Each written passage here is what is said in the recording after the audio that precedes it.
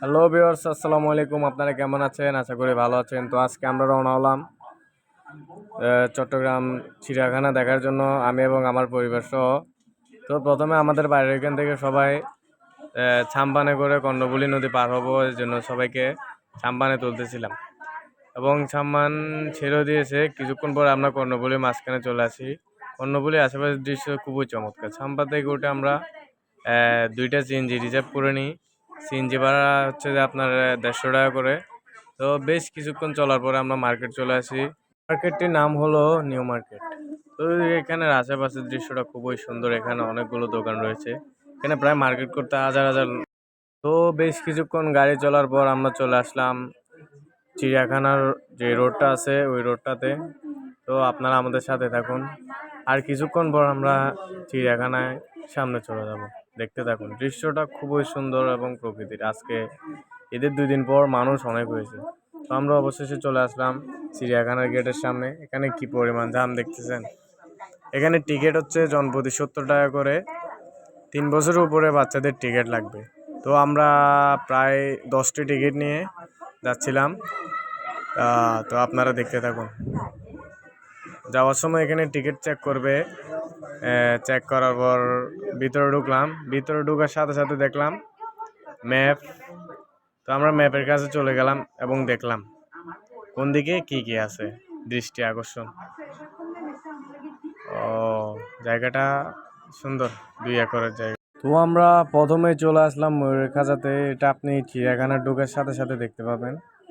তো আপনারা দেখতে পাচ্ছেন কিনা জানি না, ক্যামেরায় কেমন আসছে। ওইখানে প্রচণ্ড রোদ ছিল, তো আপনাদেরকে দেখানোর চেষ্টা করি। ওই যে ওইদিকে দেখতেছেন ময়ূর পাখিগুলো দেখতে জাস্ট চমৎকার। আপনাদের কাছ থেকে একটা দেখানোর চেষ্টা করতেছি, ওইটা দেখেন। হ্যাঁ, ওরা রোদের, প্রচণ্ড রোদের কারণে সামায় দাঁড়ায়। একটু সামনে যাওয়ার পরেই দেখতে পেলাম জলহস্তী, যেটা 3টা বাঘের পরিবর্তে আনছে জলহস্তী। বর্তমানে চিড়িয়াখানায় 2টা জলহস্তী রয়েছে। আপনারা সামনাসামনি দেখলে বুঝতে পারবেন এগুলো কতটা বড়। জাস্ট দেখলে বুঝতে পারবেন। ক্যামেরায় কি বোঝা যাচ্ছে না বোঝা যাচ্ছে ওইটা বলতে পারতেছি না। যদি সরাসরি দেখেন তাহলে বুঝতে পারবেন যে জলহস্তী এক একটা কত বড় বড়।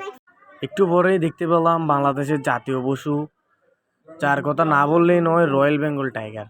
জাস্ট এটা কত বড় বলে বোঝাতে পারবো না, একটা গরুর থেকেও বড়। আর এটা হঠাৎ উত্তেজিত অবস্থায় আছে প্রচণ্ড মানুষকে দেখে।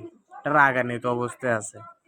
মানে এটা দেখতে যে কতটা সুন্দর আপনাদেরকে বলে বোঝাইতে পারবো না। আপনারা যদি সময় পান তাহলে চট্টগ্রাম চিড়িয়াখানা এসে দেখে যাবেন। দেখছেন এটা কত বড়। এটা গরুর থেকেও বড়। ক্যামেরায় কিরকম দেখা যাচ্ছে বুঝতে পারতেছি না। যদি সরাসরি দেখেন তাহলে বুঝবেন যে এক একটা বাঘ এখানে কত বড়। এখানে প্রায় 15টার উপর বাঘ রয়েছে। এটা মানুষকে আক্রমণ করার চেষ্টা করতেছে। তো এই ভিডিওতে আমি আপনাদেরকে অন্যান্য বাঘগুলা দেখানোর চেষ্টা করব। আপনারা সাথে থাকুন।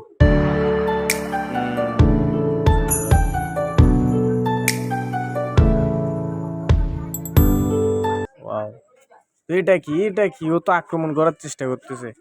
যদি একবার খাঁচাটা ছুড়ে না তাহলে সবগুলার একেবারে শেষ করে দিবে। জাস্ট বলার মতো না, এটা শরীর যে বড়। তো আপনারা অন্যান্য বাঘগুলা দেখতে থাকেন।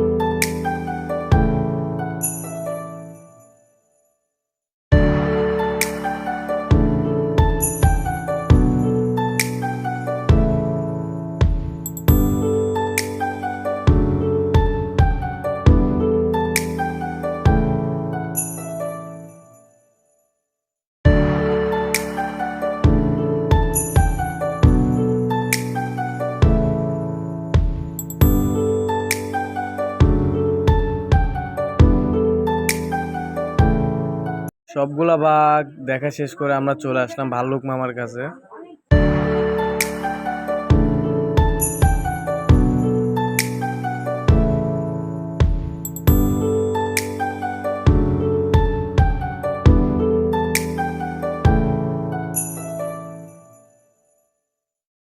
এটি হচ্ছে পৃথিবীর সবথেকে ধীরগতি প্রাণী কচ্ছপ।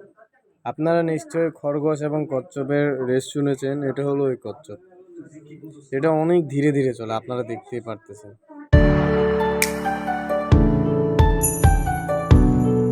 তো কচ্ছপ দেখার পর আমরা চলে আসলাম অজগরের কাছে। আমাদের ভাগ্যটা খুবই ভালো ছিল, আমরা আসার সাথে সাথে অজগর এবং অজগরের ডিম দেখতে পেলাম। তো আপনারা দেখতে থাকুন।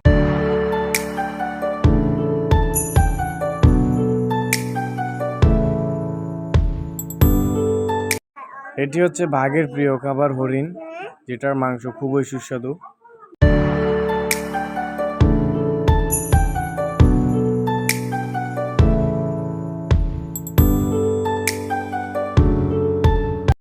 এটি হচ্ছে জেব্রা। আমি মাঝে মাঝে বুঝতে পারি না জেব্রা রংটা কি কালোর উপর সাদা দিছে নাকি সাদার উপর কালো দিছে। আপনারা যদি বুঝতে পারেন তাহলে কমেন্টে এসে জানান আমারে।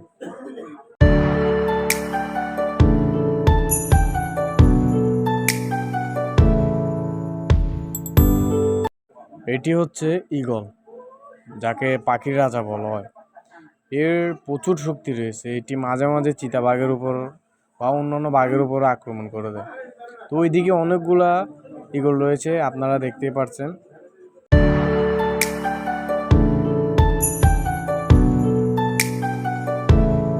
ঈগলের খাঁচার পাশেই রয়েছে শকুনের বাসা।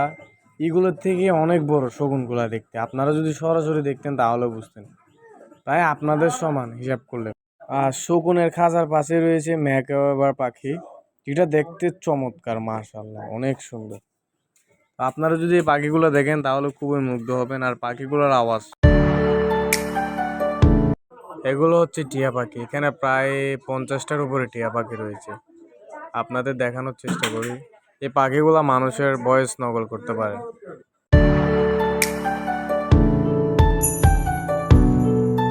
এটা হচ্ছে আমার পছন্দের পশু ঘোড়া। এটার গায়ে প্রচুর পরিমাণ শক্তি রয়েছে।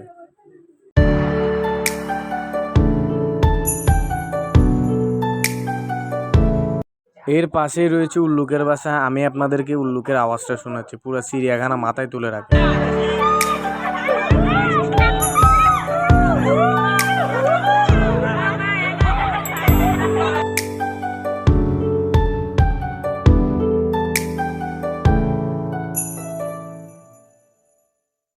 তো আমরা এখন চলে এসেছি চিড়িয়াখানায় অবস্থিত একটি ছোট পাহাড় রয়েছে, এখানে অনেকগুলো সিঁড়ি রয়েছে। জায়গাটা দেখতে খুবই সুন্দর।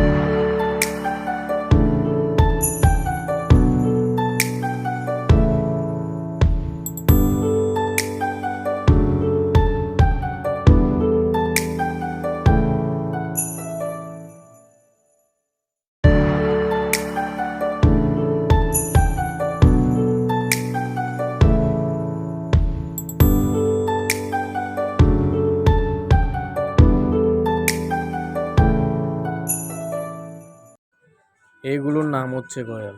এগুলোর গায়ে প্রচুর পরিমাণে শক্তি রয়েছে। এখানে 3টি গয়াল রয়েছে।